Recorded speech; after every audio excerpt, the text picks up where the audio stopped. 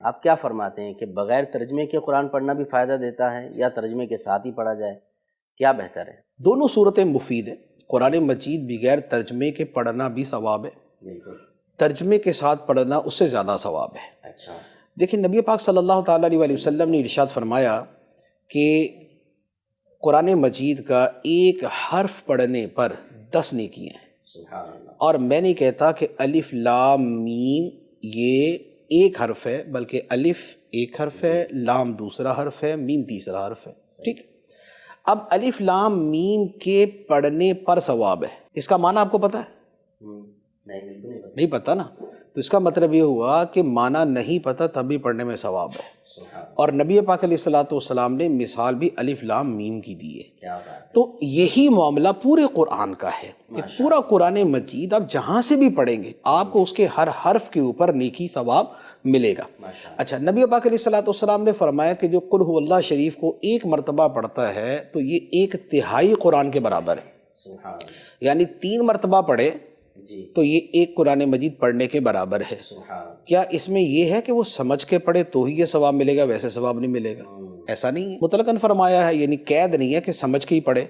بغیر سمجھے پڑھے گا تو بھی یہی ثواب ملے گا پورے قرآن کا۔ اس کے علاوہ آپ جتنی بھی وہ آیتیں سورتیں کہ جن کے فضائل بیان کیے گئے اس میں کہیں بھی سمجھنے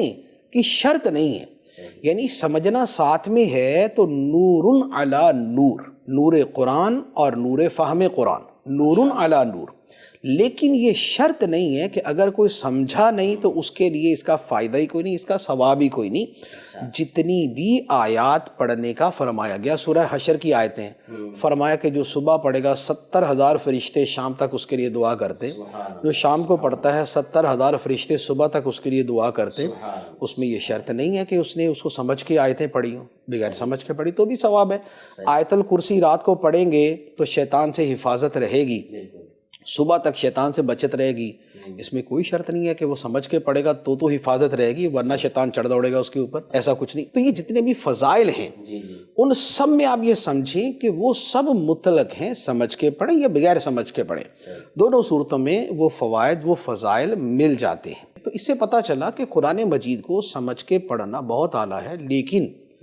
بغیر سمجھے پڑھنا ایسا نہیں ہے کہ اس کی تحقیر کی جائے،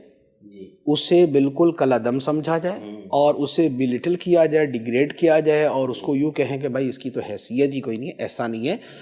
قرآن اللہ کا کلام ہے، اس کلام کی اپنی عظمت ہے، وہ عربی کے اندر ہے، ہمیں سمجھ نہیں آیا تو ہمارا قصور ضرور ہے، ہماری کمی کوتاہی ضرور ہو سکتی ہے، لیکن جو خدا کا کلام پڑھا ہے، قرآن پڑھا ہے، وہ کوئی معمولی چیز تھوڑی ہے، ٹھیک ہے نا، تو وہ ایک عظیم شے ہے۔ اچھا، اب اس کے ساتھ ایک اور چیز، سمجھ کے پڑھنا، تو دیکھیں سمجھ کے پڑھنا یہ یوں کہہ لیں کہ بڑا مؤکد ہے، اس کی تاکید ہے کہ آدمی قرآن پاک پڑھے تو سمجھے، اس کی تاکید ہے، لیکن یہ تاکید ہے، سمجھے، بڑی فضیلت ہے، قرآن کی کئی آیتوں پر عمل ہے جس میں قرآن سمجھنے کا، قرآن سے نصیحت حاصل کرنے کا فرمایا گیا، ان سب آیتوں پر عمل ہے۔ نبی پاک علیہ الصلوۃ والسلام کی جو حدیثیں ہیں قرآن سمجھنے کے بارے میں ان پر عمل ہے، تو وہ سارے فضائل اس کے ساتھ وابستہ ہیں، تو لہذا سمجھ کے پڑھنا یوں کہہ لے کہ بہت اعلیٰ ہے۔ آج کے زمانے میں آسان بھی ہو گیا، اگر کسی کو پڑھنا آتا ہے تو اردو میں، انگلش میں، عربی میں، ہر زبان میں تقریباً قرآن پاک کا ترجمہ تفسیر آپ کو مل جائے گا۔ اور اگر کوئی پڑھ نہیں سکتا تو آج کل ہر زبان کے اندر یا کم از کم ہمارے اردو انگلش کے اندر تو اس کا ترجمہ تفسیر جو ہے وہ آپ کو ریکارڈنگ کے اندر مل جائے گا، سننے کے لیے مل جائے گا۔ تو لہذا یہ چیزیں جو ہے نا یہ موجود ہیں، ان سے استفادہ کرنا چاہیے۔